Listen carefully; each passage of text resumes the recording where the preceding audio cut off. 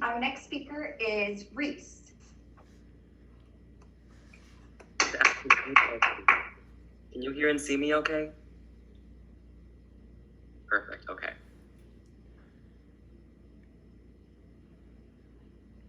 It's dark.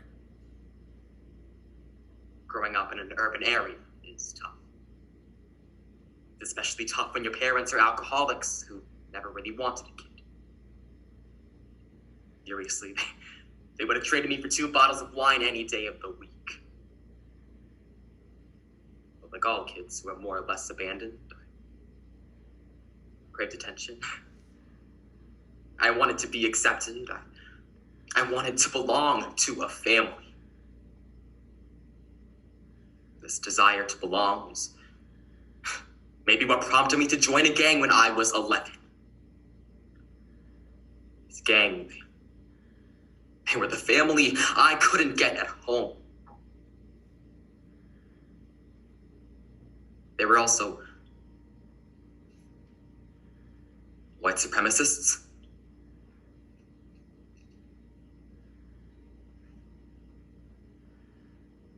Now, like all families, there are a few secrets. Secrets that are so sacred you can't share them with anyone. So was my secret. I fell in love.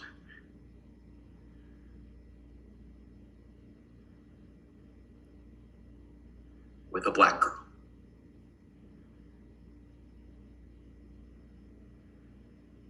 There has always been hate, and history has shown a target of that hate has been, and still is, racism. Winston Churchill tells us, those who fail to learn from history are doomed to repeat it.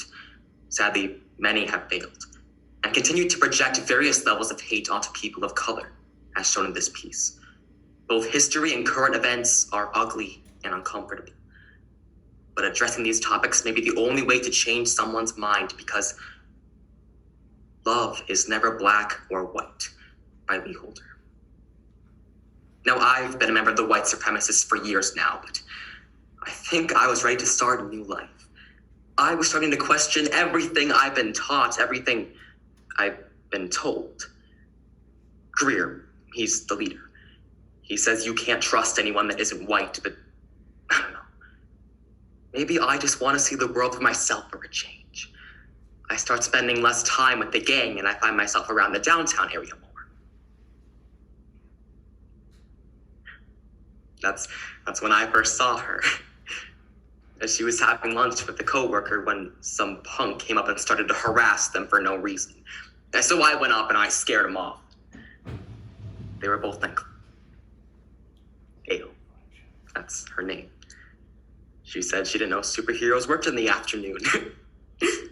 I told her it's a superhero's duty to protect a city's most treasured artifacts. Her coworker just rolled her eyes and left to go back to work. Gail just kept smiling, and I just kept staring at her $1 million smile. And then I realized, this is the first black woman I've ever really had a lengthy conversation with, and I'm over here calling her beautiful. Finally, Gail had to get back to work. Could we go out sometime, get some coffee or see a movie? She told me to meet her at the coffee shop on the corner of 4th and Main on Friday. As Gail walks in, I'm thankful for 2 things. One, I'm thankful she actually showed up, but I'm also thankful this coffee shop is far enough away from my gang's territory that no one will see us together.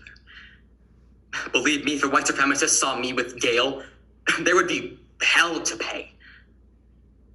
I don't see what's so wrong with having a cup of coffee with her. I mean, where is the corruptness? Where is the lying and the cheating and the gross nature? Frankly, I don't see anything wrong with it. At least, not with her. Gail is funny, she's smart and gorgeous, she works in a law firm. She's amazing, and we never run out of things to talk about. Except for when she wants to know things about me. About 3 months of dating, we officially declared the downtown park our special meeting place. Now, obviously, I'm falling for Gail, but I'm still a little nervous. I mean, I've never been in love with anyone before, but to be falling for a woman who is black...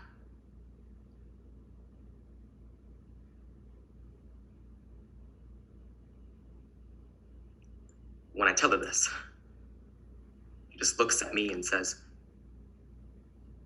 Josh, love is complicated no matter who you fall for. Always remember, love is never black or white. It's so much more.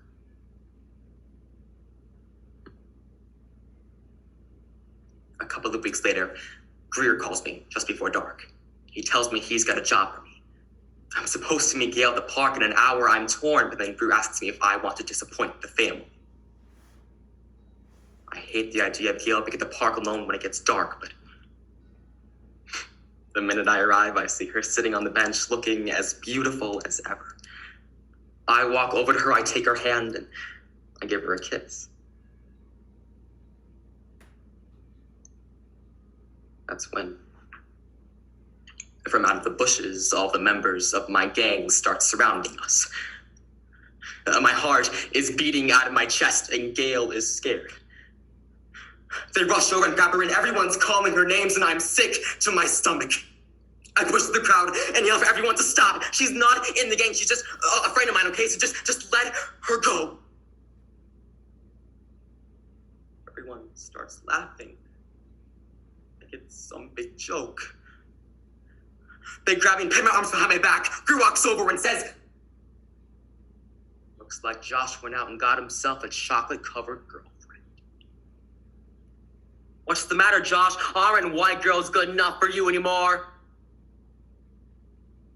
I look over, and Gail is so scared. She's crying, but no sounds come out of her mouth.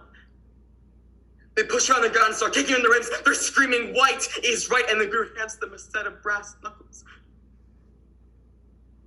They put them on, grab a handful of Gail's hair, and then punch her as hard as they can. Everyone's egging them on. Young teach that black bitch a lesson. Gail isn't moving anymore. She's just lying there, motionless. I can hardly breathe. I'm crying, and it feels like my body is on fire. Please, can I beg you, just let her go? She's beautiful, and I love her. I'm very disappointed in you, Josh. I thought we were family. Weren't we good enough for you? What made you go into the urban jungle and bring back one of the monkeys? Don't you mean? She was beautiful.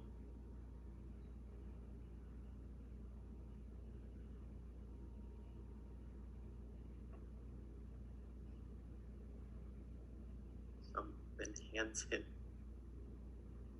a gasoline can.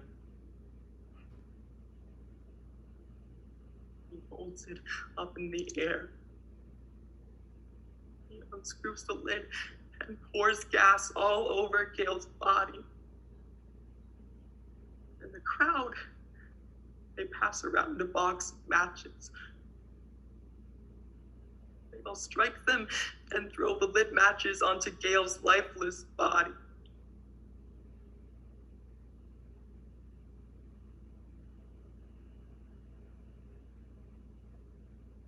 Why? Why can't I go just because she was different, just because her skin was a little darker than theirs? White supremacists are nothing but a bunch of cowards. My supposed family. They're gonna pay for what they did to Gail.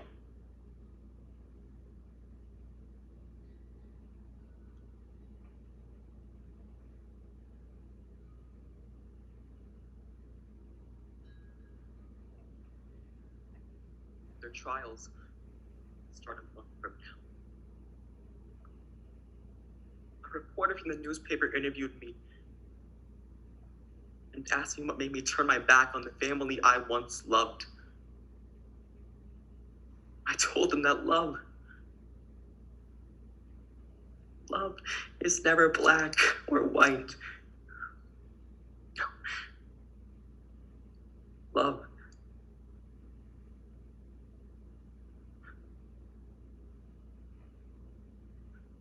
is so much more.